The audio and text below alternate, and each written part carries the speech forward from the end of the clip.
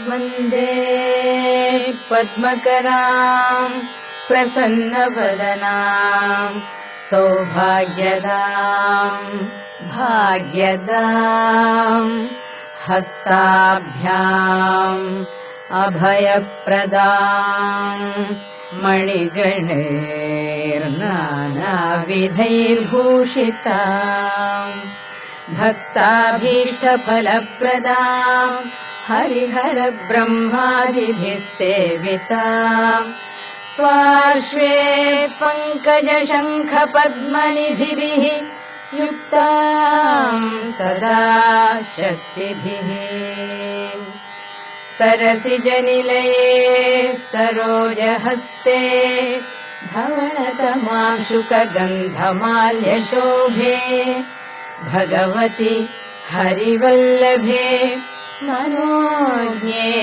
त्रिभुवनभूतिकरि प्रसीद मह्यम्। ॐ प्रकृतिम् विकृतिम् विद्याम् सर्वभूतहितप्रदाम् श्रद्धाम् विभूतिम् सुरभिम् नमामि परमात्मिकाम्। वाचम् पद्मालयाम् पद्माम् शुचिम् स्वाहाम् स्वधाम् सुधाम् धन्याम् हिरण्मयीम् लक्ष्मीम् नित्यपुष्टाम् विभावरीम् अदितिम् च दितिम् दीप्ताम् वसुधाम् वसुधारिणीम् नमामि कमलाम् कान्ताम् कामाक्षीम् क्रोधसम्भवाम् अनुग्रहपराम् बुद्धिम् अनघाम् हरिवल्लभाम् अशोकाम् अमृताम् दीप्ताम् लोकशोकविनाशिनीम् नमामि धर्मनिलया करुणाम् लोकमातरम्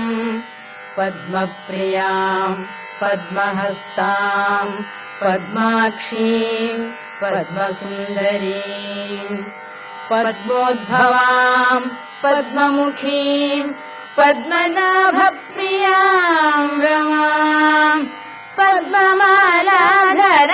देवीम् पद्मिनीम् पद्मगन्धिनीम् पुण्यगन्धाम् सुप्रसन्नाम् प्रसादाभिमुखीम् प्रभाम् नमामि चन्द्रवदनाम् चन्द्राम् चन्द्रकलाधरीम् चतुर्भुजाम् चन्द्ररूपाम् इन्दिराम् इन्दुशीतलाम् आकाशजननीम् पुष्टिम् शिवाम् शिवकरीम् सतीम् विमलाम् विश्वजननीम् तुष्टिम् दारिद्र्यनाशिनीम् प्रीतिपुष्करिणीम् शान्ताम् शुक्लमाल्याम् वराम् श्रियम् भास्करीम् बिल्वनिलयाम् वरारोहाम् यशस्विनीम् वसुन्धराम् उदाराङ्गाम् हरिणीम् हेममालिनीम् धनधान्यकरीम् सिद्धिम् स्त्रैणसौम्याम् शुभप्रदाम् नृपवेश्मगतानन्दाम् वरलक्ष्मीम् वसुप्रदाम् शुभाराम् हिरण्यप्राकाराम् समुद्रतनयाम् जयाम् नमामि मङ्गलाम् देवीम् विष्णुवक्षस्थलस्थिताम् विष्णुपत्नीम् प्रसन्नाक्षीम्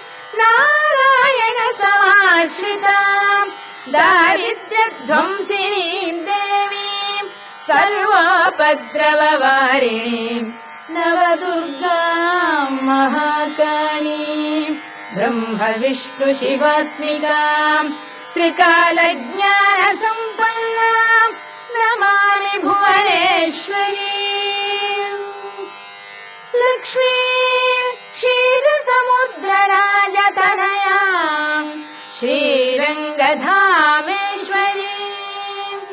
दासीभूत समस्त देववनिताम् लोकैकदीपाङ्कुराम् श्रीमन्मन्दकटाक्ष लब्ध विभव ब्रह्मेन्द्र गङ्गाधराम् त्वाम् त्रैलोक्य कुटुम्बिनीम् सरसिजाम् वन्दे मुकुन्द प्रियाम् मातर्नमामि कमले कमलायताक्षि श्रीविष्णुहृत्कमलवासिनि विश्वमातः क्षीरोदजे कमल कोमल गर्भगौरी लक्ष्मी प्रसीद सततं नमतां